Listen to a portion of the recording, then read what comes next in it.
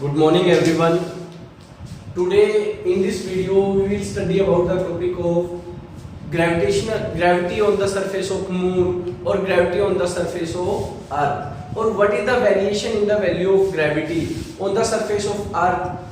आप लोगों के पास g की जो वैल्यू होती है अर्थ के सरफेस पे कैसे कैसे चेंज होती है, तो सबसे पहले हम पढ़ते हैं रिलेशन बिटवीन। सबसे पहला जो आज का हमारा टॉपिक है वो है, क्या टॉपिक है, रिलेशन बिटवीन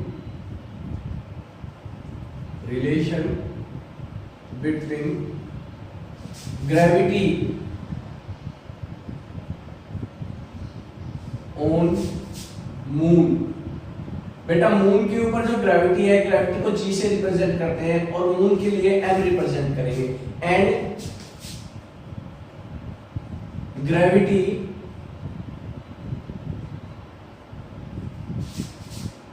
ऑन दी अर्थ, जिसको हम लोग जी ई से रिप्रेजेंट करते हैं। हम आज इन दोनों टॉपिक्स के, ग्रेविटी मून पे कितनी होती है, ग्रेविटी अर्थ के ऊपर कितनी होती है, इन दोनों टॉपिक्स को आज हम लोग डिस्कस करने वाले हैं। तो ग्रेविटी ऑन द मून आप लोगों ने लास्ट वीडियो में निकाली थी, हमने ग्रेविटी ऑन द मून की वैल्यू, ग्रेविटी ऑन द अर्थ की वैल्यू, सब चीजें लास्ट वीडियो में डिस्कस की थी। तो वहां हमने अगर देखा हो, ग्रेविटी ऑन द मून की वैल्यू जो आती थी वो कितनी आती थी, 1.6। आपको याद हो, आप देख लेना लास्ट वीडियो को एक बार, उसमें हमने कैलकुलेट की हुई है। इसको इक्वेशन नंबर हम लोग फर्स्ट मान लेते हैं। और अगर हम लोग बात करें gravity on the surface of earth, अगर अर्थ के ऊपर ग्रेविटी की बात करें तो उसकी वैल्यू हमने कैलकुलेट की थी 9.8 मीटर पर सेकेंड का स्क्वायर। अब हमने इन दोनों के बीच में क्या रिलेशन निकालना है कि मून के ऊपर ग्रेविटी जो होती है उसमें क्या चेंजमेंट आता है, किस तरीके से चेंजमेंट आता है। तो यहाँ पे हम क्या करते हैं, जो इक्वेशन 1 है डिवाइडिंग, क्या करते हैं, dividing equation 1 by equation 2, we get equation number 1 को इक्वेशन नंबर 2 से हम लोग क्या कर देते हैं बेटा, डिवाइड कर देते हैं। डिवाइड करने में लेफ्ट साइड लेफ्ट से मल्टीप्लाई डिवाइड कर देते हैं, राइट साइड राइट से डिवाइड कर देते हैं। अगर इन दोनों का डिवीजन की बात की जाए तो इसकी राइट हैंड साइड और लेफ्ट हैंड साइड का डिवीजन किया जाए। Gravity on the moon upon gravity on the earth is equal to 1/6 metre per second का square upon 9.8 metre per second square. देखो दोनों की यूनिट कैंसिल कर देते हैं, ये भी मीटर पर सेकंड स्क्वायर है, ये भी मीटर पर सेकंड स्क्वायर है, तो दोनों की यूनिट आपस में एक दूसरे से क्या होगी, ये तो सेम है क्योंकि सिमिलर क्वांटिटीज का रेशियो है। अगर डेसिमल की बात करें तो हम लोग इनके डेसिमल की वैल्यू भी निकाले तो GM/GE कितना आ गया, 16/98 आ गया। अगर हम लोग इसको कैंसिल आउट करें, 16 को कैंसिल करें तो अप्रोक्सीमेटली हमारे पास जो डाटा आता है वो अगर 6 के, अगर हम लोग 6 पॉइंट समथिंग के अकॉर्डिंग सराउंडिंग में डाटा आता है, जिसकी वैल्यू अगर देखी जाए तो हमारे पास कितनी वैल्यू आती है बेटा, 6.12। अगर इसको हम कैंसिल करके लाते हैं तो, और अगर इसको देखा जाए तो यहाँ पे GM मून पे ग्रेविटी अपॉन अर्थ पे ग्रेविटी, ये होता है नियरली इक्वल का साइन। आप लोग इसको अगर नियरली इक्वल लेना चाह रहे हैं कि हम इसकी एग्जैक्ट वैल्यू निकालना चाहें तो हम क्या इस 1/6.12 को नियरली इक्वल टू 1/6 कैलकुलेट कर सकते हैं। तो हमने इसको नियर बाई, क्योंकि हमने पूरा कंप्लीट डाटा ले लिया, हम लोग इसको कंप्लीट डाटा के अंदर ले लेते हैं, ये कैंसिल होगा तो उसकी वैल्यू 6.12 आएगी। हमने इसको अप्रोक्सीमेटली किसके नियर बाई मान लिया हम लोगों ने, 6 के, क्योंकि 7 तो बहुत ज्यादा चला जाएगा, इसलिए इसको 6 के नियर बाई लिया। और हमने एक रिलेशन निकाला कि gravity of moon upon gravity of earth की वैल्यू अप्रोक्सीमेटली कितनी आ गई, 1/6 आ गई। अब क्या करते हैं, दोनों को एक, इस ग्रेविटी को अर्थ को ऊपर मल्टीप्लाई कर देते हैं, तो gravity on moon is equal to 1/6 gravity on the earth. अब हमारे पास ये रिलेशन आ गया किसके अंदर, मून के ऊपर ग्रेविटी और अर्थ की ग्रेविटी में क्या रिलेशन है कि मून के ऊपर जब भी हम लोग जाते हैं तो वहां ग्रेविटी अर्थ के कंपैरिजन में कितने टाइम्स कम हो जाती है, 1/6 टाइम जो है रिड्यूस हो जाती है। तो हम क्या लिखेंगे कि acceleration due to gravity on the surface of moon is 1/6 times कितनी होती है? मून के ऊपर जो ग्रेविटी होती है वो कितनी होती है? 1/6 time than the gravity of the earth. तो ये इन दोनों के बीच में बेटा रिलेशन है। किस किस के बीच में रिलेशन है? Gravity on the surface of moon and gravity on the surface of अर्थ। दोनों के अगर सरफेस पे बात की जाए तो दोनों के बीच में क्या रिलेशन है। अब हम लोग वेरिएशन पढ़ते हैं। अगला जो टॉपिक है variation in the value of acceleration due to gravity. Variation, क्योंकि हम लोग क्या होता है, हमारी जो अर्थ है वो परफेक्ट स्फीयर ना होके इलिप्टिकल शेप के अंदर है, और इलिप्टिकल शेप के अंदर होने की वजह से उसकी ग्रेविटी जो है वो चेंज होती रहती है। किस तरीके से चेंज होती है? तो ये तो सबसे पहला आर्टिकल था, उम्मीद करता हूँ समझ में आ गया होगा। ये दोनों चीजें हम लोग फर्स्ट वाले वीडियो में कैलकुलेट करके निकाल चुके हैं, ग्रेविटी ऑन द मून और ग्रेविटी ऑफ द अर्थ। ये वैल्यू कैलकुलेटेड वैल्यू है जो फर्स्ट वीडियो में आप लोगों के पास कैलकुलेट करके बताई गई थी। इन दोनों को इक्वेशन नंबर 1 2 का मान के डिवाइड करके मैंने इन दोनों के बीच में एक रिलेशन निकाल लिया कि gravity on the moon is equal to 1/6 time than the gravity on the earth. कितनी हो जाती है? 1/6 टाइम हो जाती है। अब हम लोग वेरिएशन पढ़ते हैं। देखो, अगर हम वेरिएशन की बात करें कि जी के अंदर बहुत इंपॉर्टेंट टॉपिक है बेटा, बाकायदा एनपीएससी में भी आता है ये टॉपिक, और इस पे बड़ा अच्छा सा बहुत आसान सा टॉपिक, अगर आप इसको ढंग से समझेंगे तो बहुत आसान सा टॉपिक है। वेरिएशन, टॉपिक का नाम है variation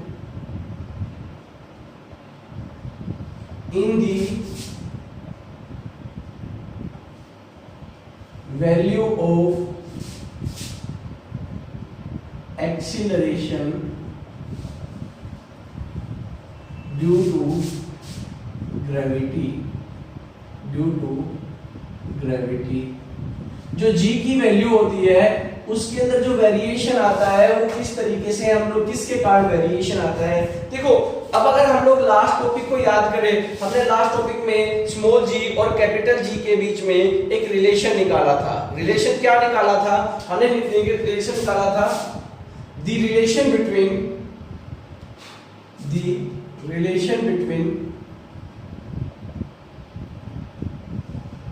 small g and capital ji.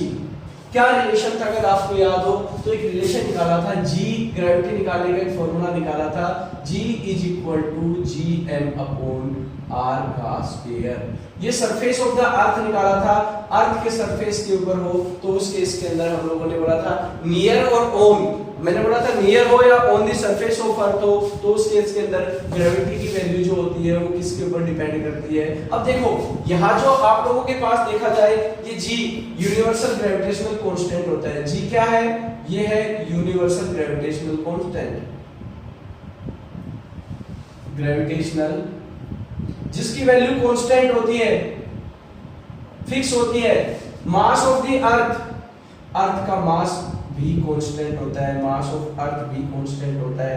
But जो बात करें रेडियस, आर रिप्रेजेंट करती है रेडियस ऑफ द अर्थ को, ये रेडियस ऑफ अर्थ जो है वो आप लोगों के पास कांस्टेंट नहीं होती, क्योंकि अगर एक्चुअल में आप लोग अर्थ के साइज को अगर एग्जामाइन करें, अर्थ के साइज को हम लोग देखें तो अर्थ का जो साइज है एक्चुअल में स्फेरिकल ना होके हमारी जो अर्थ है वो किस शेप के अंदर है?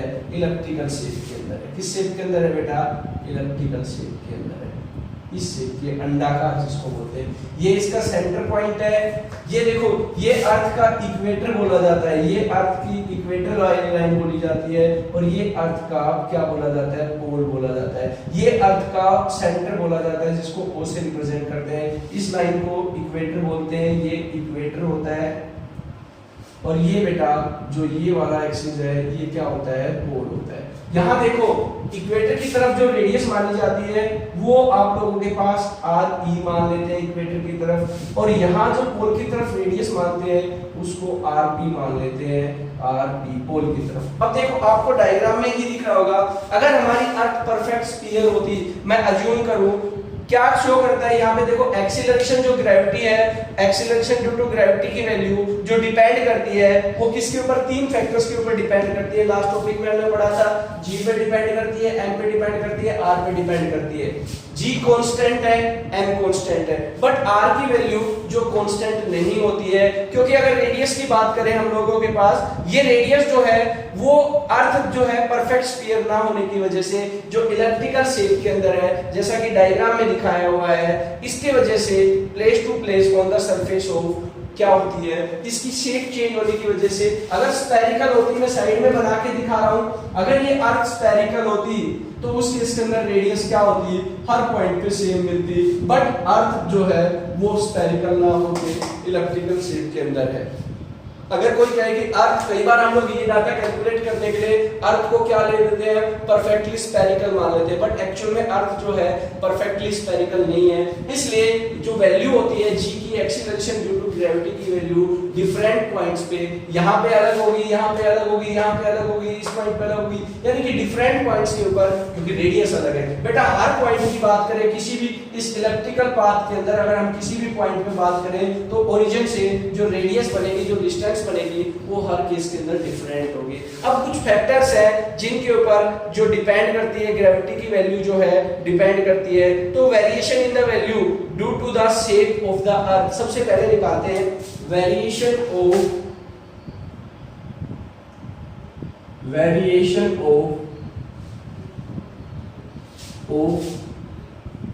the value of g due to the shape of earth। अर्थ की शेप के कारण जी के अंदर जो किस तरीके का वेरिएशन हमारे पास आता है, जो अर्थ की शेप है उस शेप के कारण जो वेरिएशन आता है वो किस तरीके का वेरिएशन आता है, किस तरीके से वेरिएशन आता है। तो हम लोग बात करते हैं सबसे पहले ऑन द अर्थ। अगर अवर अर्थ की बात करें, पोल्स के ऊपर जो होता है और इक्वेटर्स के ऊपर जो होती है, जो रेडियस होती है वो दोनों पे डिफरेंट होती है। अगर बात करें शेप के अंदर, देखो इक्वेटर पे जो रेडियस है वो ग्रेटर है किसके कंपैरिजन में, पोल के कंपैरिजन में। ये आपको दिख रही है, ये इक्वेटर वाली जिसको मैं ब्लू लाइन से दिखा रहा हूं, ये इक्वेटर पे रेडियस दिखा रहा हूं, और ये बेटा मैं पोल पे रेडियस दिखा रहा हूं। तो दोनों केसेस के अंदर अगर बात की जाए, इक्वेटर पे जो रेडियस है वो ज्यादा है और पोल पे जो रेडियस है वो कम है, और दोनों के बीच में देखा जाए तो कितना गैप है, इन दोनों के बीच में 20 अप्रोक्सीमेट 21 किलोमीटर का गैप है। यानी कि इक्वेटर पे जो रेडियस है वो 21 किलोमीटर मोर है किसके कंपैरिजन में, पोल के कंपैरिजन में। अगर शेप की बात की जाए तो शेप के कारण अगर हम लोग देखें तो ग्रेविटी की वैल्यू निकालें इक्वेटर और पोल के ऊपर, तो हमारे पास इक्वेटर और पोल के ऊपर दोनों केसेस के अंदर अलग वैल्यू आएगी। देखो अगर हम ग्रेविटी निकालें इक्वेटर पे, किस पे निकालें, इक्वेटर पे, तो किसके ऊपर डिपेंड करती है, gm अपॉन re का स्क्वायर। अब यहां देखो अगर ये मैक्सिमम है, re तो क्या है यहाँ पे, re जहां मैक्सिमम आएगी वहां पे ग्रेविटी की वैल्यू इक्वेटर पे क्या आएगी, मिनिमम। क्यों, क्योंकि ये दोनों तो कांस्टेंट है, ये दोनों तो कांस्टेंट है। इसका मतलब ग्रेविटी जो डिपेंड करती है रेडियस पे डिपेंड करती है, रेडियस ज्यादा होगी तो इनवर्स में चला जाएगा, ये कम होगी। और अगर हम पोल के ऊपर बात करें तो पोल के ऊपर जो रेडियस होगी वो क्या होगी, gm अपॉन rp का स्क्वायर। यहां rp क्या है, मिनिमम, तो ये क्या आ जाएगी, वैल्यू क्या आ जाएगी, ये आ जाएगी मैक्सिमम। इसका मतलब अगर हम बात करें ग्रेविटी की वैल्यू, एक क्वेश्चन आगे चल के आएगा, ग्रेविटी की वैल्यू पोल के ऊपर आप लोगों के पास ज्यादा है किसके कंपैरिजन में, ग्रेविटी की वैल्यू किसके कंपैरिजन में, इक्वेटर के कंपैरिजन में। ये आपके पास क्योंकि रेडियस उल्टा है, इनवर्स के अंदर रेडियस इक्वेटर पे ज्यादा है पोल के कंपैरिजन में, तो ग्रेविटी पोल पे ज्यादा होगी क्योंकि इनवर्सली प्रोपोर्शनल में जो चीज नीचे है अगर उसको आप लोग वो कम है तो ये वाली चीज क्या होगी, मैक्सिमम। इनवर्स में उल्टा होता है। यहीं पे देखें तो यहाँ पे re क्या थी, ये थी मैक्सिमम, तो मैक्सिमम थी, तो यहाँ पे ये क्या आ गई आप लोगों के पास, मिनिमम आ गई। तो हमारे पास शेप के कारण भी इक्वेटर पे और पोल के ऊपर ग्रेविटी की वैल्यू के अंदर क्या आता है, वेरिएशन आता है। अब हम लोग शेप के बाद हम लोग बात करते हैं दूसरे पॉइंट के ऊपर। शेप पे तो चेंज होती ही है, variation of the value of g with height above the surface of earth. अगर किसी ऑब्जेक्ट को इस अर्थ के सरफेस से, ये हमारे पास जो अर्थ का है, ये क्या हमारे पास है, सरफेस है, अगर इस सरफेस से ऊपर किसी भी हाइट पे किसी ऑब्जेक्ट को ले जाते हैं तो हाइट पे जाने पर भी ग्रेविटी की वैल्यू के अंदर क्या आता है, चेंजमेंट आता है। तो अब हमारा दूसरा पॉइंट है variation of the value of g on the surface या due to height.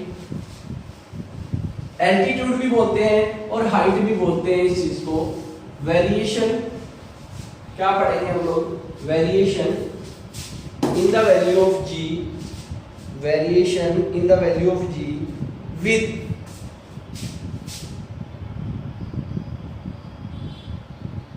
Variation in the value of g with height above the earth surface, above the earth surface।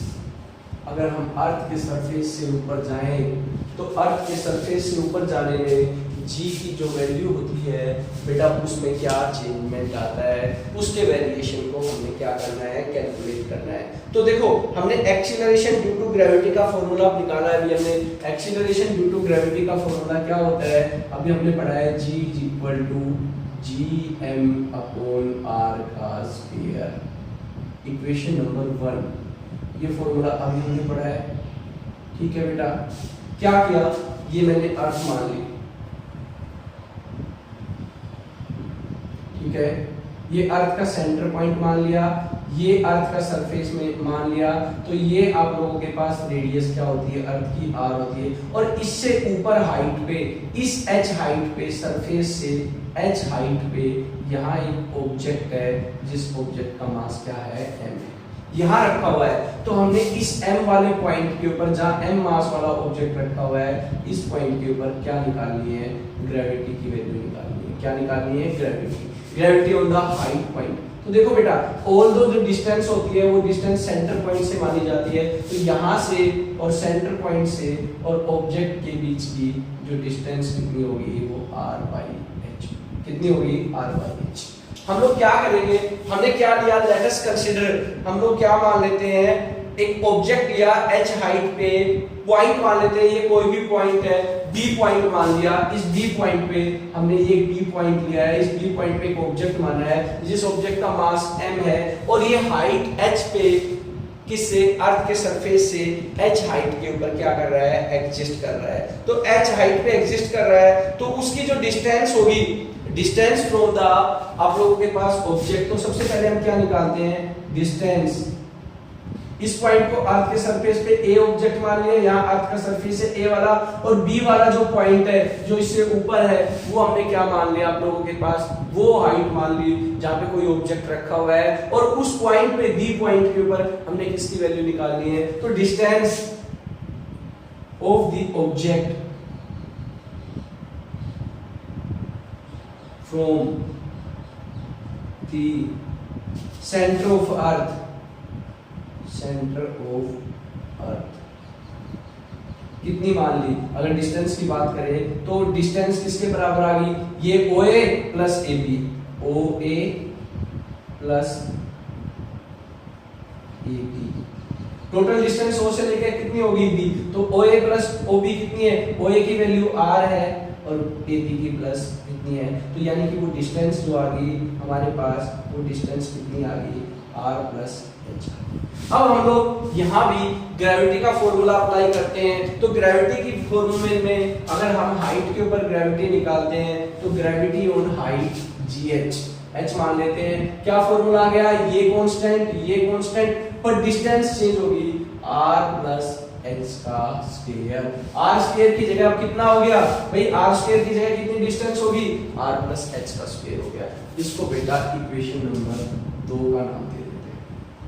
Equation number बोलो बेटा, height h के ऊपर जो surface से h height पे b point पे जो ऑब्जेक्ट रखा हुआ है उसकी डिस्टेंस सेंटर पॉइंट से, और देखा जाए तो सेंटर पॉइंट से और b पॉइंट तक कितनी डिस्टेंस है, r प्लस h। तो डिस्टेंस यूज करेंगे, gm बाई उनके बीच की डिस्टेंस कितनी है, r प्लस h के। अब क्या करो, इक्वेशन 2 को dividing equation 2 by equation 1, equation 1 से बेटा डिवाइड कर दो।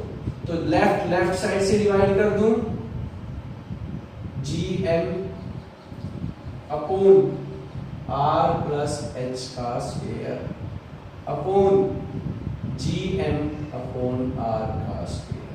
बेटा जो कॉमन आउट है उन कॉमन आउट को हम लोग कैंसिल कर देते हैं, और कैंसिल करने पर क्या आंसर आता है, देखो ये gm से gm कैंसिल हो गया, यहाँ से ये कैंसिल हो गया, क्या बच गया यहाँ पे अगर देखा जाए तो ये a प्लस b और c प्लस d, तो ये क्या बच जाएगा, r square upon r plus h का स्क्वायर। यहाँ तक बच्चों समझ में आ गया। मैंने सिंपलीफाई किया, सिर्फ हाइट h के ऊपर मैंने ग्रेविटी की वैल्यू निकाली, वो कितनी निकाल दी, ग्रेविटी की वैल्यू निकाली, वो ये वैल्यू, बस डिस्टेंस चेंज हो रही है, g कांस्टेंट था, मास कांस्टेंट है अर्थ का, बट क्योंकि ऑब्जेक्ट के मास के ऊपर तो ग्रेविटी डिपेंड करती ही नहीं है, सिर्फ दो ही फैक्टर हैं जिनके ऊपर डिपेंड करती है, या तो ये फैक्टर्स हैं g और m, और दूसरा फैक्टर है।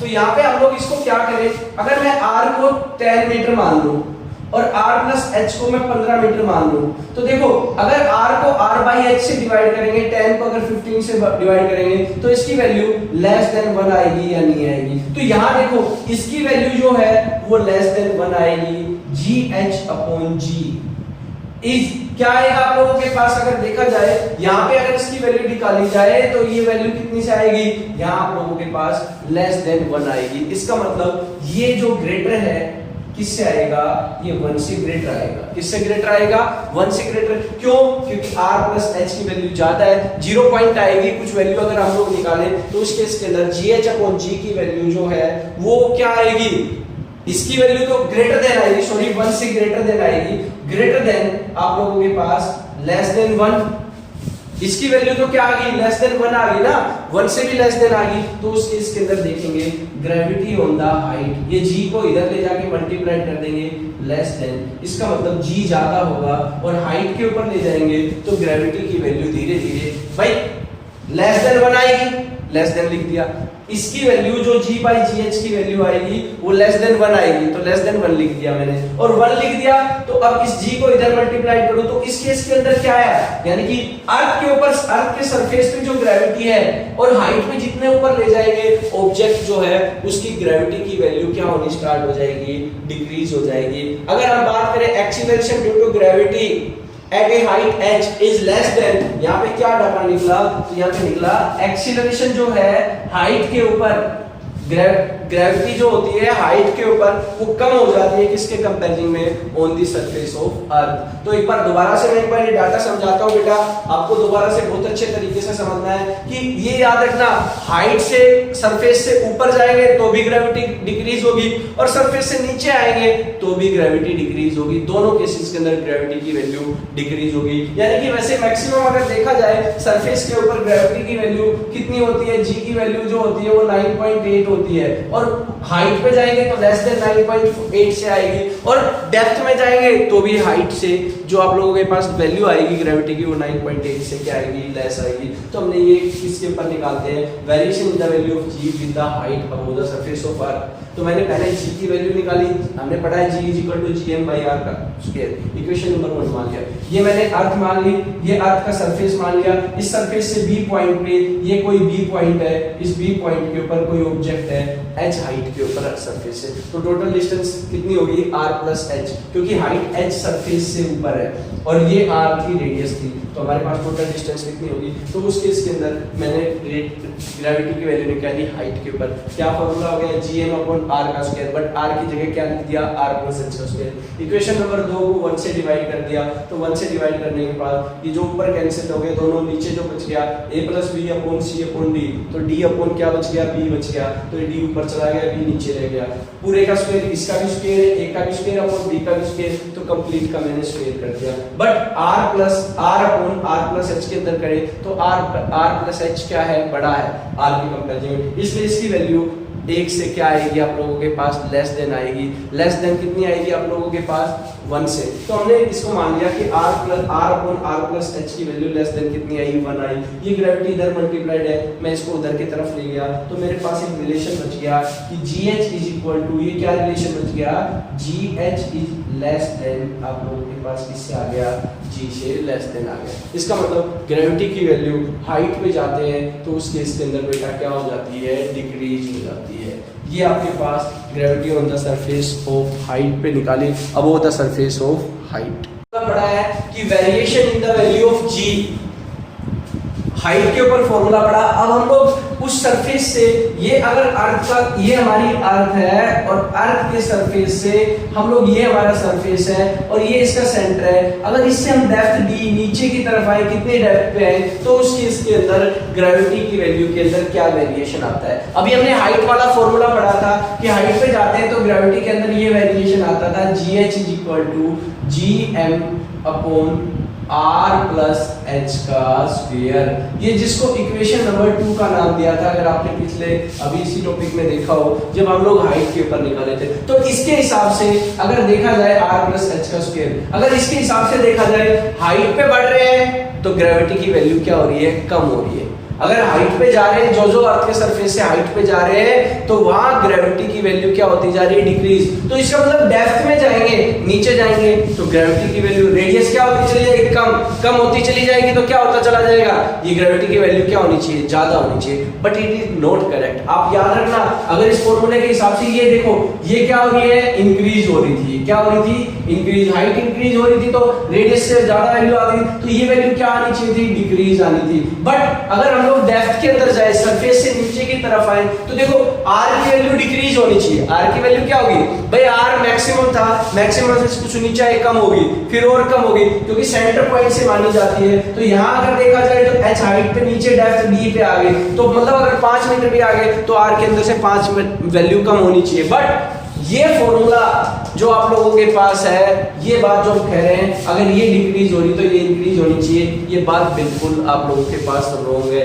क्योंकि ये फॉर्मूला जो मैंने बताया, ग्रेविटी का जो फॉर्मूला बताया, कौन सा formula, g is equal to gm upon r का स्क्वायर, ये इनसाइड द अर्थ कहीं भी देखें, actually this formula is not applicable कहां, for the value of acceleration due to gravity at any point inside the earth. Earth के अगर अंदर, अगर हम लोग ये g की फॉर्मूले की बात करें, ये gm अपॉन r का स्क्वायर, इस अर्थ के सरफेस से अंदर कहीं भी ये फॉर्मूला अप्लाई नहीं होता है, ये बात आपने दिमाग में फिट कर लेनी है। अब हम लोगों के पास जो फॉर्मूला इस केस के अंदर अप्लाई होता है, वो क्या फॉर्मूला होता है, the value of g at the depth d is given below the surface of earth is given by this formula।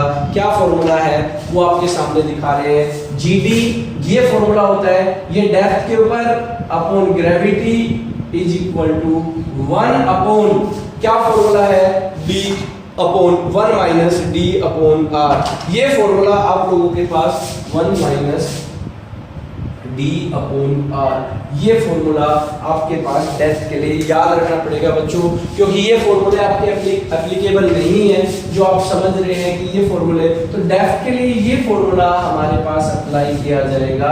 अगर हम इसको अप्लाई करते हैं, अप्लाई करके देखते हैं कि कैसे वैल्यू डिक्रीज होती है, तो उस केस के अंदर क्या करते हैं, हम इस g को अंदर की तरफ ले जाके यहाँ एलसीएम लेके मल्टीप्लाई कर देते हैं, तो हमारे पास क्या फॉर्मूला बच गया, देखो g को इधर से उधर ले गए, gd इज इक्वल टू, ये एलसीएम ले लिया r, तो ये क्या बच गया, r माइनस d, और इधर क्या बच गया, g।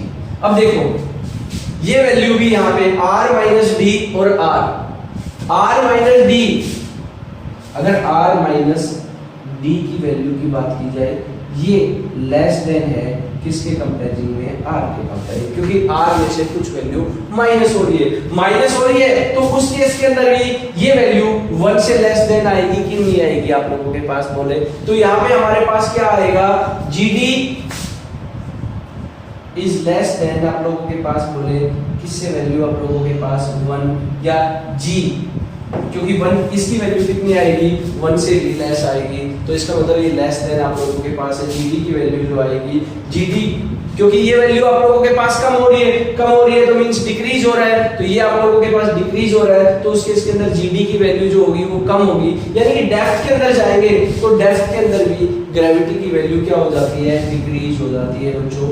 ये सिर्फ आपको ये कंसेप्ट याद रखना है कि चाहे हाइट पे जाओ चाहे डेप्थ में जाओ, g की वैल्यू जो होती है वो क्या होती चली जाती है, डिक्रीज, और उसका जो फॉर्मूला मैंने आपको बताया कि gd/g इज इक्वल टू किसके बराबर होता है, 1 माइनस डी अपॉन आर के, इस फॉर्मूले से हम ग्रेविटी की वैल्यू निकालते हैं जितना डेप्थ के अंदर जाएंगे। और अगर एक बात और याद रखना, अगर हम लोग बात करें, ये ओरिजिन पॉइंट है, सेंटर के ऊपर एक चीज याद रखना, सेंटर पॉइंट पे जो ग्रेविटी की वैल्यू होती है वो 0 होती है, याद रखना, सेंटर पॉइंट के ऊपर हमारे पास ग्रेविटी की वैल्यू हमेशा कितनी आएगी, 0 आएगी। अब कुछ डिफरेंस थे यूनिवर्सल ग्रेविटेशनल कांस्टेंट में और एक्सीलरेशन ड्यू टू ग्रेविटी में, वो आप लोग एक बार देख लेना, समझ में आ जाएंगे दोनों के दोनों difference. Thank you so much.